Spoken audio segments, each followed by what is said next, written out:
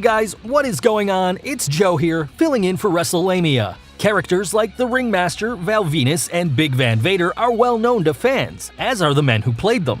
However, as we shall see, not all of them were the first choice to play them. Here are 12 surprising original plans for WWE superstars that almost happened. 1. Brian Clark is the Ringmaster. Fans recall how the Ringmaster character stifled Steve Austin during his early run in the WWF, pairing him with manager Million Dollar Man Ted DiBiase when Austin was more than capable of cutting good promos, as shown during his time in WCW and ECW. Austin wasn't the first wrestler chosen for the character though. Brian Clark was reportedly asked to play the Ringmaster several years earlier, but passed on the character. From what we know, Clark simply felt his technical skills weren't strong enough to portray someone dubbed the Ringmaster. Instead, he became Atom Bomb, the 3 Mile Island survivor who shot rubber nuclear missiles into the crowd. No truth to the rumor that this inspired North Korea's weapons program after a house show in Pyongyang. 2.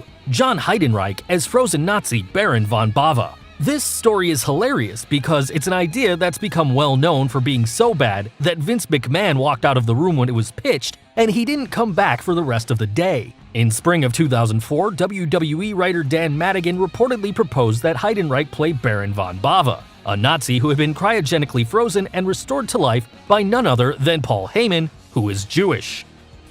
The idea was seen as Madigan's death knell, and few were surprised when he was gone by November of 2004.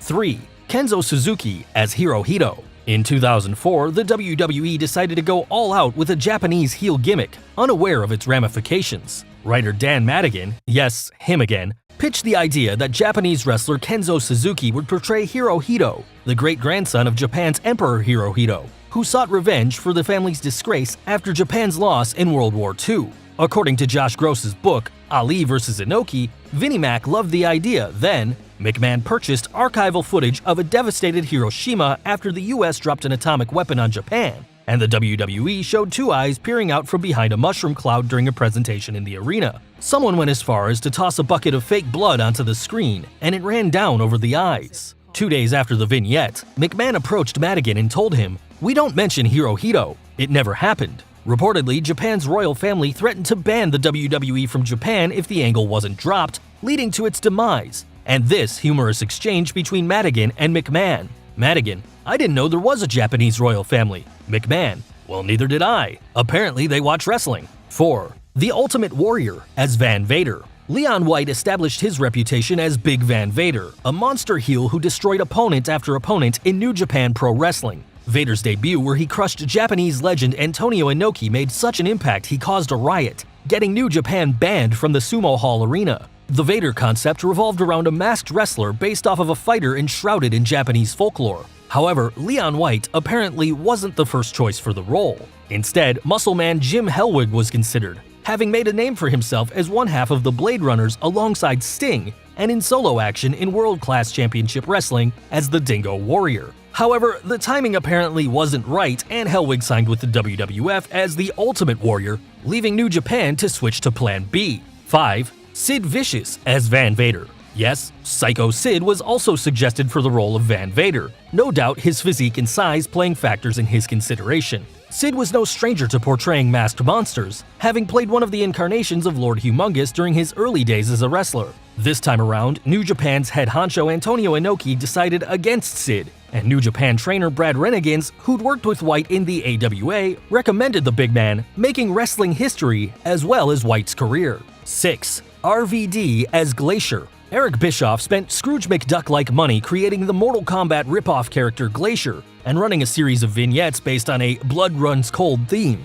The Glacier character was programmed against his own rogues gallery of wrestlers, Mortis, aka Chris Kanyon, and Wrath, aka Brian Clark. But things went south when their angle was scheduled the same night as the New World Order debuting, leading to Blood Runs Cold getting put on hiatus. Whether Blood Runs Cold failed because it lost its momentum, the New World Order was so hot it eclipsed everything else, or the idea was rubbish, it was a costly investment, reportedly close to $500,000, gone bad. As bad as the Glacier character was, things could have been far worse for wrestling fans, as martial artist Rob Van Dam was reportedly in line for the role of Glacier. Glacier would go on to be played by Raymond Lloyd. Fortunately, ECW's Paul Heyman talked Van Dam out of the role. While Van Dam would probably have been welcomed back in ECW after playing Glacier, there's no guarantee he would have had the same success he did. 7. Adam Edge Copeland as Val Venis. Wrestler Sean Morley played the sleazy porn star turned wrestler Val Venis to perfection, but Adam Edge Copeland was apparently considered for the role too.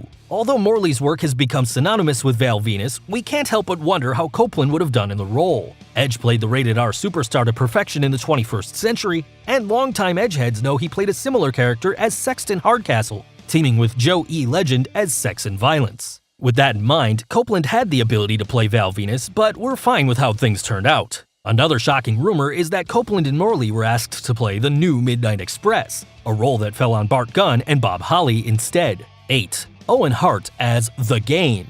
This story is shrouded in mystery, as Owen Hart was rumored to ditch his blue blazer gimmick, returning under the nickname The Game. How Owen would have compared to Triple H's version of The Game is speculation, as sadly, he was taken away from us far too soon.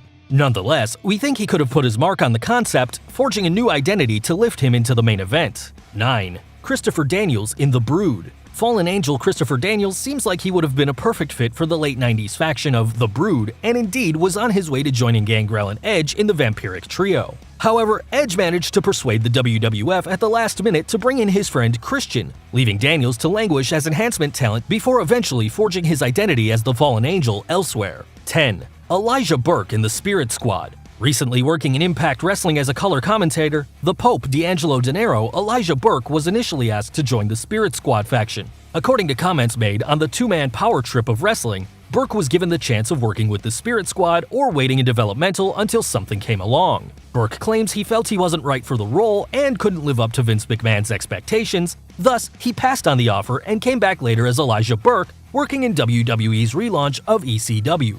11. Nord the Barbarian as The Undertaker. While the rumors that Mark Calloway was originally considered for the role of the gobbledygooker have been refuted by Hector Guerrero, the man who actually played the iconic bird, fans may not know that wrestler John Nord was in the running for the career-making role of The Undertaker. Rumor has it that Mark Calloway was considered for the gimmick Nord eventually took as the Berserker, but the universe righted itself, and Calloway became the legendary Undertaker, while Nord carried on briefly in the WWE as the Viking warrior turned wrestler. And 12. Tully Blanchard as the $1 Million Man. Tully Blanchard is best remembered for his Four Horsemen team with Arn Anderson in Jim Crockett Promotions and with AA in the WWF as the Brainbusters. But Blanchard had a distinguished singles career as well, performing as a cocky heel who could bend or break the rules when necessary to win. Blanchard's feuds with Magnum TA and Dusty Rhodes were main event sensations, so it's no surprise Vince McMahon considered him for the role of the $1 Million Man. As good as Ted DiBiase was, Blanchard could have given him a run for his money. Well guys, there you have it, 12 surprising, original plans for WWE superstars that almost happened.